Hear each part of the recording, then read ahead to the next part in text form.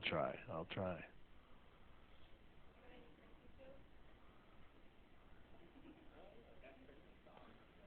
I do. I do. I do. Did you hear Santa's reindeer getting ready for Halloween already for next year? I already did the caribou one, didn't I? Caribou. Yeah, that's old. That's old. I don't mean to, but they come out like that. Yeah. Yeah. All right. So things that diffuse: smelling plants, perfume. Yep. Like the Axe body spray in the freshman hallway, right? Yeah. Smells like the first part of that word. Oh, I guess there's only, yeah, all right.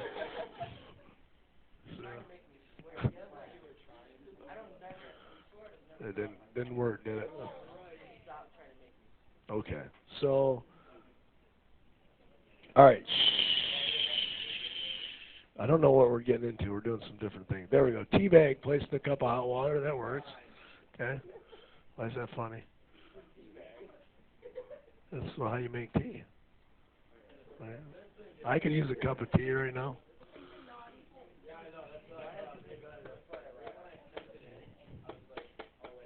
Uh-oh. There it is. Boy, we got a little bit of work to do. Okay, diffusion. We'll talk more about. Okay. Some of you got it. Some of you are way off. So we're going to look at what determines the direction in which passive transport occurs. We'll look at, please don't tap, I can't handle that today. We'll look at osmosis and why that's important, and we'll look at substances and how they move across their concentration gradients and what a concentration gradient is. So in a solution, randomly moving molecules tend to fill up a space. Now when the space is filled evenly, a state that's called equilibrium is said to be reached. We've all done this before. Who in here has made Kool-Aid? Right? Okay, you put sugar in the water, it dissolves, and it evenly mixes in your solution until equilibrium is reached. Now it's like the freshman hallway. A kid sprays Axe body spray out there, and eventually it evenly disperses through the whole hallway, so the whole hallway smells like Axe. Right? Oh, okay. So the amount of a particular substance in a given volume is called the concentration of the substance. How much of that substance is present per whatever else is there. Now when one area has a higher concentration than another area does, we say a concentration gradient exists. A grade. Let's think about that. Grades. They go from high to low. A hill has a grade. It goes from high to low. Okay? So the movement of a substance down a concentration gradient is what is called diffusion. So if you see the kid spraying the Axe body spray, there's a high concentration of Axe in the can, and if you're down the hall from that, there's a lower concentration gradient. And eventually that body spray will reach everybody and equilibrium will be reached. Does that take energy? That's the question. Does that take energy? Does that take energy?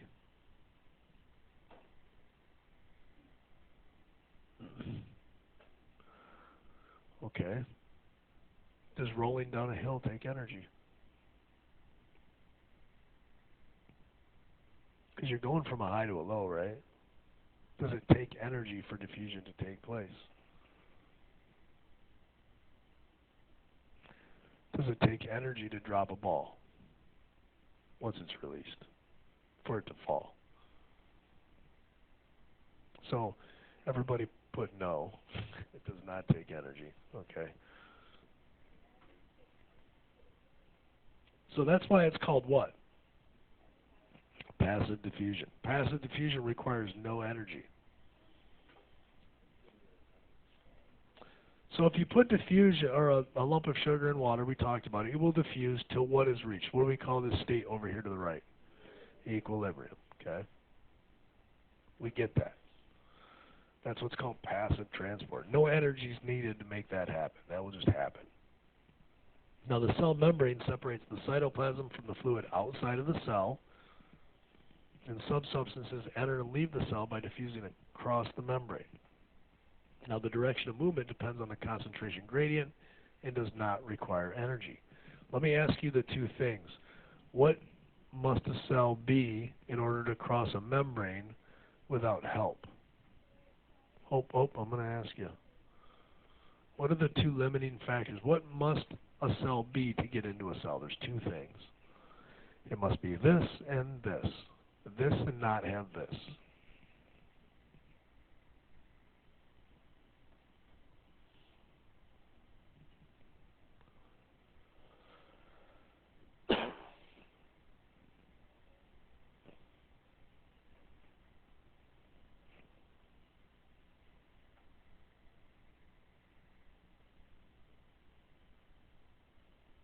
It must be small and nonpolar. Very good.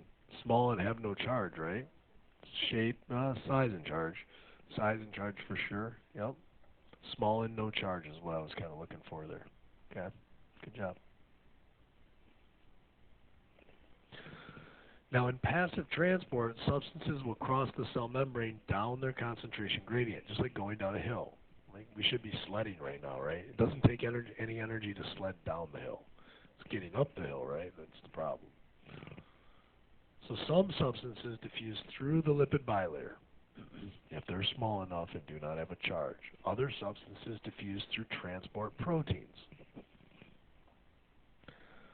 So if I look over here at this picture and I see some substances going directly through the membrane like O2.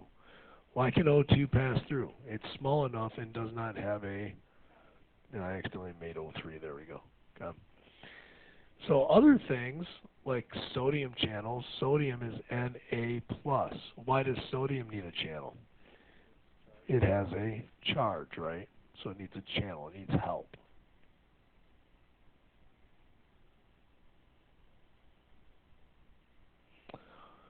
So small nonpolar molecules can pass directly through the lipid bilayer. This type of movement is what is called simple diffusion. That's actually the technical term for it, simple diffusion. Oxygen moves down its concentration gradient into the cell, and CO2 diffuses out of the cell.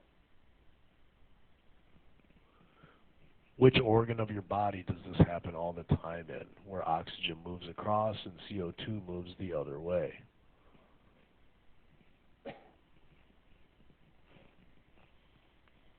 So I want you to think of these little sacs made of thin layers of cells that are permeable to oxygen and CO2.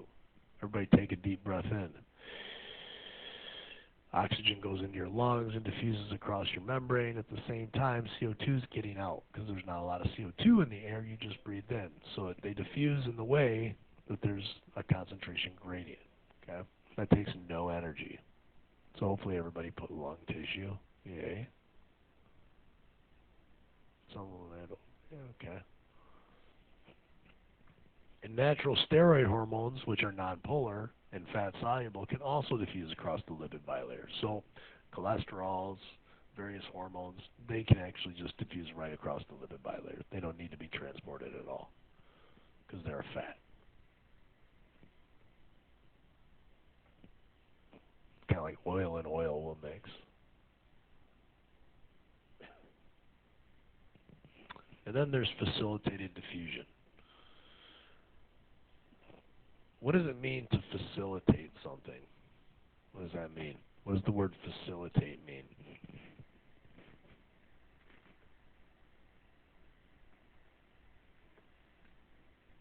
If I facilitate something, I do what?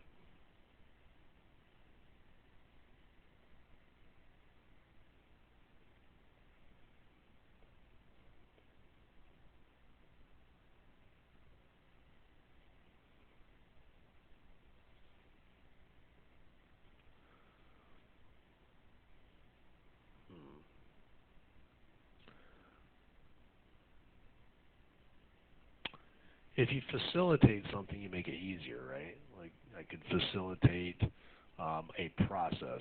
So I might be like a coordinator that helps facilitate moving refugees out of a country. So I would help it happen, okay?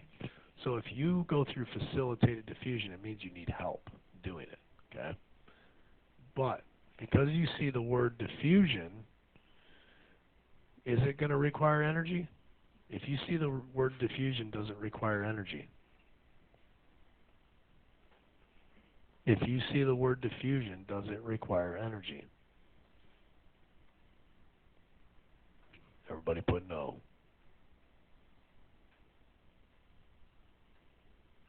So facilitated diffusion is still going from a high to a low, still going down the hill, but you're either too big or have a charge, so you need help. So many ions and polar molecules that are important for the cell functions do not diffuse easily through the nonpolar lipid bilayer. Now, during facilitated diffusion, transport proteins help these substances diffuse through the cell membrane. And there's two types of transport proteins, and they're channel proteins and carrier proteins, both of which are used in the process called facilitated diffusion.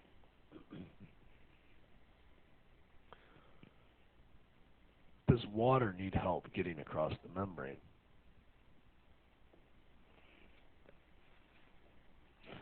Does water need help getting across the membrane?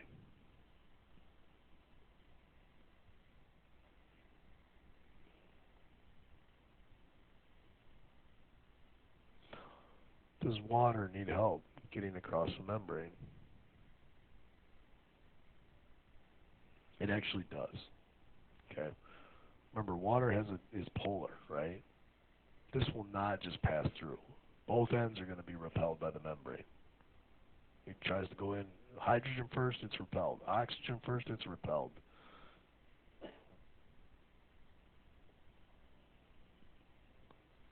Oops.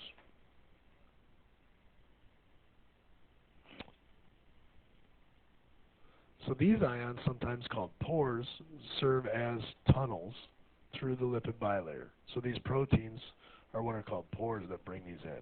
The one that brings water in is called an aquaporon.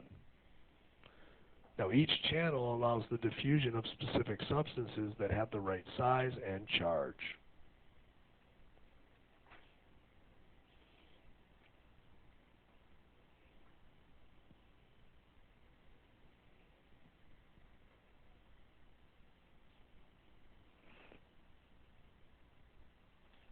Oops, sorry guys.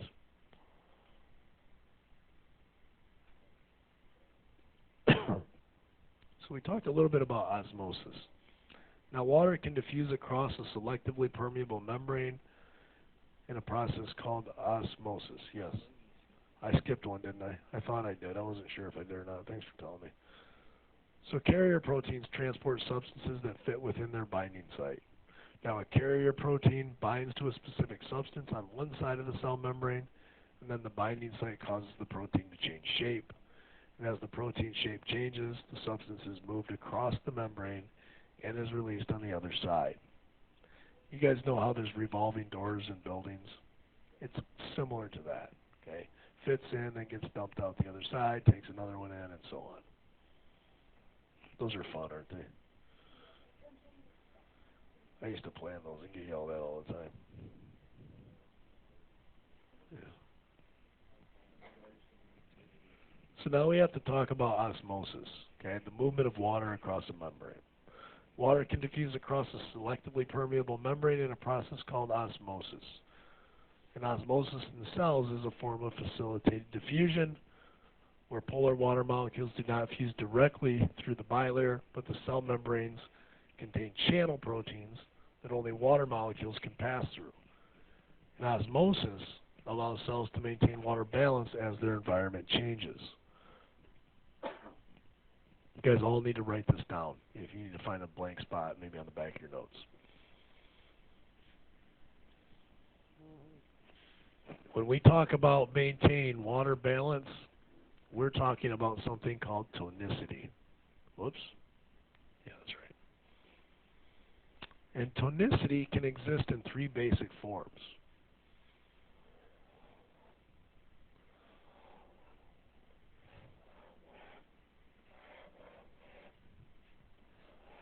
But before we start talking about those three, we need to kind of do a little review about solutions.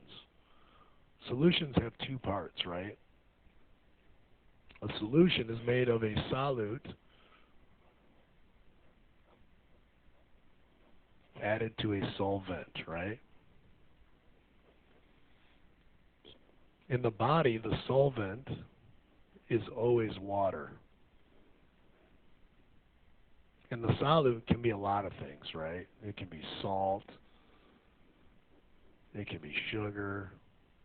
The solid is what you put in the solvent. It's what dissolves in the solvent. We good there? Okay. It's type of mixture solution. So there's three different tonicities that can exist. The first one is when you have high amounts of solute outside of a cell. Okay? If I have high solute outside of my cell, that means I have lower inside. And when I say high solute outside, hyper means high. So this is what is called hypertonic. That's the type of tonicity that this is.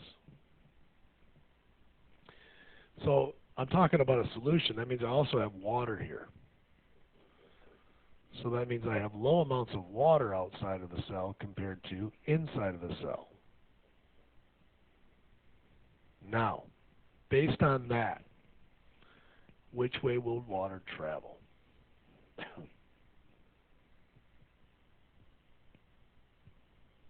In or out? I hear in. So I told you the solute concentration outside. I asked you which way water was going to go.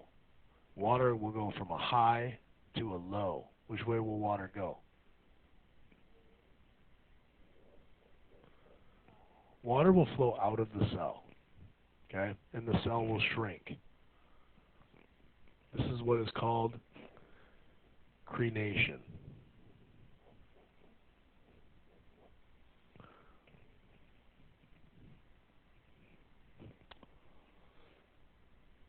So if I were to have a high salt diet and I were to put salt in my bloodstream, would water leave my cells? Yeah.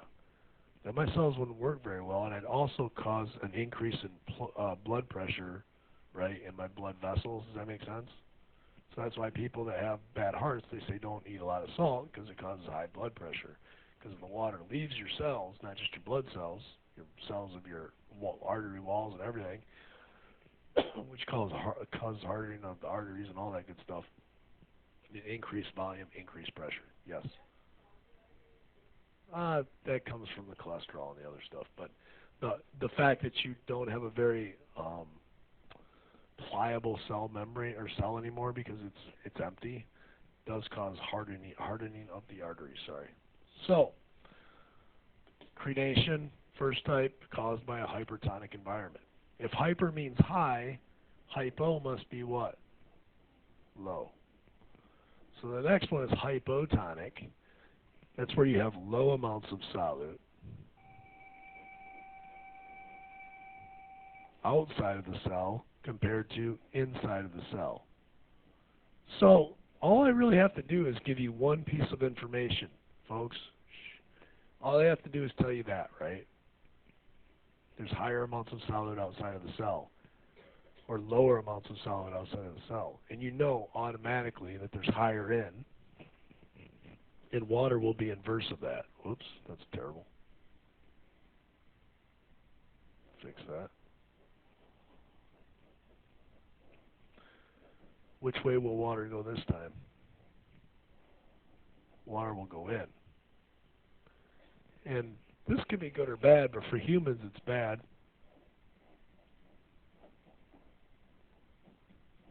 Cyto is cell, lysis is to burst. Our cells will swell till they burst. Oops. Yeah. That's why if you drink too much water, you can die. How about this? Who has contacts in here? One of you. What are you not supposed to wash your contacts with? Water. Is this why?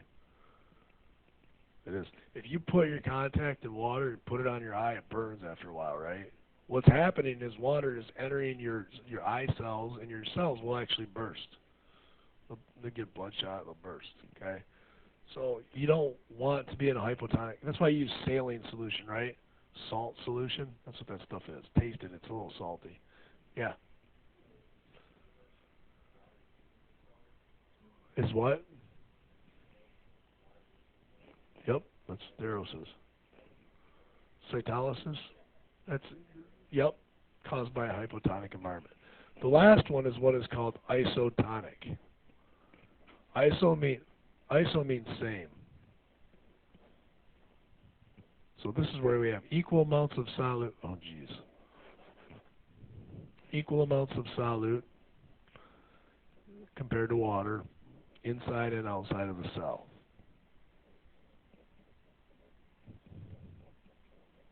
Which way will water go now? Perpetual motion states that it never stops moving, right? So it must come and go at the same rate. Does that make sense? Just keeps coming and going. This is called equilibrium. Which of these three environments do animal cells like? We like equilibrium, right? Yeah. So animal cells, we like an isotonic environment.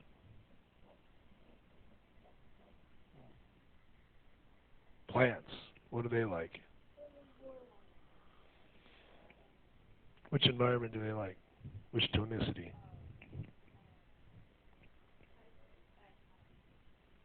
They like hypotonic.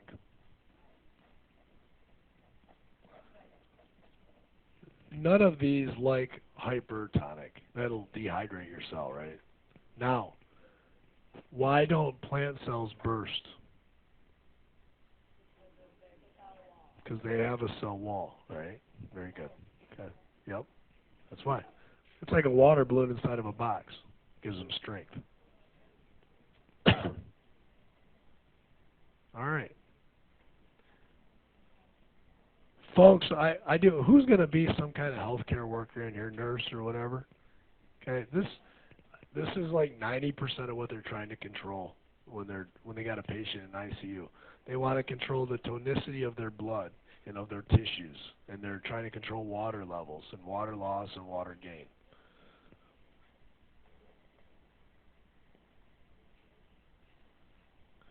Okay. So, keep going.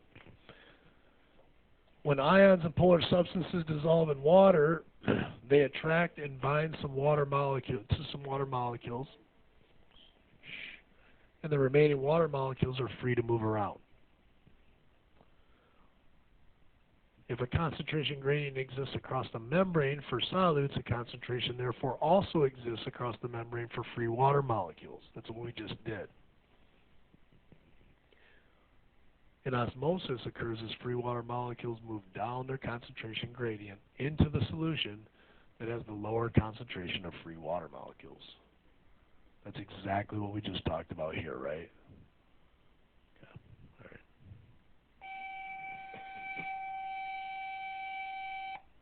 Now, the direction of water movement in a cell depends on their concentration of the cell's environment. Now, if the solution is hypertonic, or has a higher solute concentration than the cytoplasm, then water will move out of the cell, and the cell loses water and shrinks. If the solution is an isotonic, it has the same solute concentration that the cytoplasm does, and water diffuses into and out of the cell at equal rates, and the cell will stay the same size. Remember, animals like an isotonic environment. And I believe I gave you a chart in there. I'm not sure. Pretty sure I did anyway. Yep. Okay. I'm not going to go over these again, but you guys understand our blood cells like this perfect, like kind of a flattened dish shape. If they get swelled up, they can't carry oxygen. If they shrink down, they can't carry oxygen, right? So we like an isotonic environment. And don't forget, if the solution is hypotonic or has a lower solute concentration than the cytoplasm does, water will move into the cell, and the cell gains water and expands in size and can eventually burst. So if left unchecked, the swelling caused by the hypotonic solution can cause the cell to burst, called cytolysis or cytolysis. If it's a red blood cell, we call it hemolysis. Now, the rigid cell walls of plants and living and fungi prevent the cells of these organisms from expanding too much. In fact, many plants are healthiest in that hypotonic environment. It actually causes circulation. It's almost like the heart that beats the fluid throughout their body. We have a heart to do that, so we don't have to worry about tonicity, but we like to just be stable, where things aren't swelling. Now, some unicellular eukaryotes have contractile vacuoles, which collect excess water inside the cell and force the water out of the cell. Animal cells have neither cell walls nor contractile vacuoles. We don't have that ability. And many animal cells can avoid swelling caused by osmosis by actively removing solutes from the cytoplasm. What's this word right here? Actively. We've been talking about passive. What's actively going to cause us to have to use energy? So the next type of transport is what is called active transport. Now, in order to move substances against the concentration gradient, cells must use energy. We talked about going down the hill, no problem. I can sled down the hill, no energy needed. To drag my two daughters up the hill, that's a different story, right? So active transport requires energy to move substances against their concentration gradients. Most often, the energy needed for active transport is supplied directly or indirectly by adenosine triphosphate, ATP. Oh,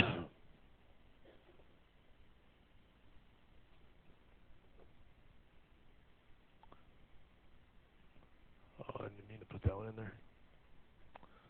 So many active transport processes use carrier proteins to move substances, carry them across. So in facilitated diffusion, the carrier proteins do not require energy because they're using a concentration gradient. In active transport, the carrier proteins do require energy to pump against their concentration gradients. So the word pump. Do pumps require energy? Yeah, you got to plug them in, right? Okay. So the sodium-potassium pump is a carrier protein that actively transports 3 sodium ions out of the cell and 2 potassium ions into the cell. That doesn't seem like a fair exchange, does it? 2 for 3. Let's look at it, though. Potassium. If I look up at the periodic table, potassium's mass is about 39. 39 grams. And I need 2 of those, right? So I'm looking at 78 grams total. Sodium, its atomic mass is right around 23 grams. And I need 3 of those, right? So that's 69 grams. So now it's closer, right? Did you get that? Those two numbers they aren't exactly equal, but they're pretty close. Way closer than if I just had 2 sodiums, that'd be 46, right? Okay. So this pump is one of the most important carrier proteins in the animal cells. It prevents sodium ions from building up in the cell and results in osmosis into the cell. So who's had a loved one in the hospital, in the ICU? Do you hear them talk about sodium and potassium an awful lot when they're dealing with the saline bags? Yeah. Okay. The IVs and stuff. If you look at the bag, you're going to see Na and you're going to see K on most of those bags, okay? Because that's what they're trying to regulate in some way, shape, or form. The IV bags? The banana bags? Yeah, because it's potassium. Yeah. Yep. Exactly. Now, sometimes you need more sodium, depending on if you're dehydrated or not, but yeah. So the concentration gradient of sodium ions and potassium ions also helps transport other substances, such as glucose, across the cell membrane. So we do talk about a lot of different things in biology. This is probably one of the more important things we talk about all year because we're all going to be in the hospital someday. Somebody's going to be regulating our fluids. It's kind of depressing to sound or to talk about, but If we all live long enough, somebody will be trying to regulate our kidneys and make sure we're getting rid of enough fluids and we're taking enough fluids in and our ion levels are right and we got enough sugar in our bloodstream. And that's what we're talking about here. So it doesn't look exactly like this, but this is the idea. We fit 3 sodiums, this is Na plus right here, into our pump. It pumps them out, and in return, in order to reset the pump, it has to take in 2 potassiums. So let's think about that. Sodium, 3 of them, right? And if I subtract the charge that I get from 2 potassiums, I end up with a net decrease of 1 plus, right? Think about that. Because I got rid of my 2 or 3 sodiums and brought in just 2 potassiums, and so I lose 1 positive charge. Did you get that? So it helps me regulate my electrolyte levels too.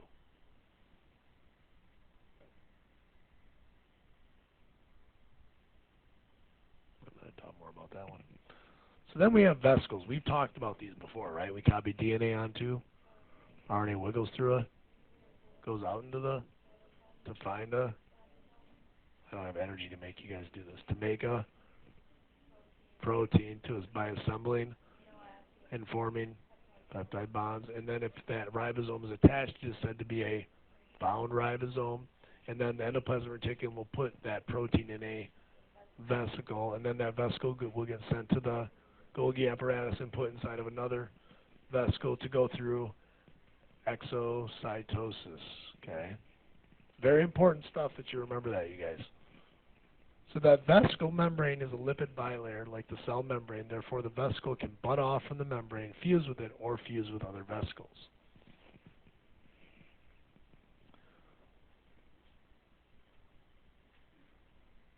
So the movement of large substances into a cell is what is called endocytosis. It's how our cells eat. Now, during endocytosis, the cell membrane forms a pouch around the substance, and the pouch then closes up and pinches off from the membrane to form a vesicle inside of the cell. Vesicles that form by endocytosis may fuse with lysosomes or other organelles. There are 2 types of endocytosis. Everybody say phagocytosis. That's how cells bring in large particles. Everybody say penocytosis. That's how they bring in small particles, like how they drink, right? So the movement of material out of a cell by means of a vesicle is called exocytosis, like it's exiting the cell. And during exocytosis, vesicles inside the cell fuse with the cell membrane, and from the cell membrane, the contents of that vesicle are then released outside of the cell.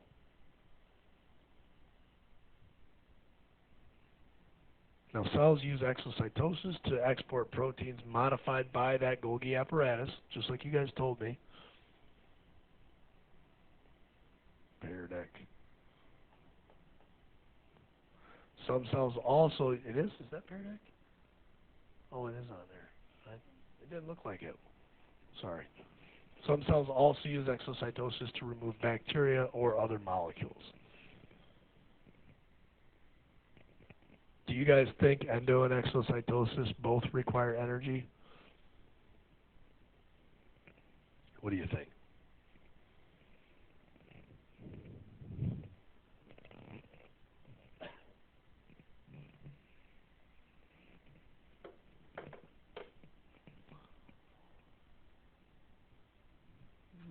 Everybody change their answer to yes.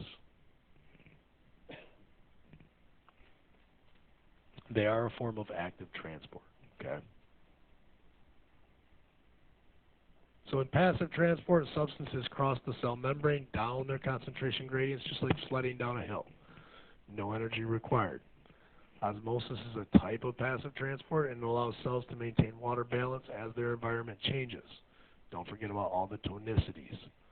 Active transport requires energy to move substances against that concentration gradient. Just like walking up a hill, it's going to require energy if you go against the gradient. And I'm going to say no homework tonight. Okay? We are going to be in lab tomorrow, okay?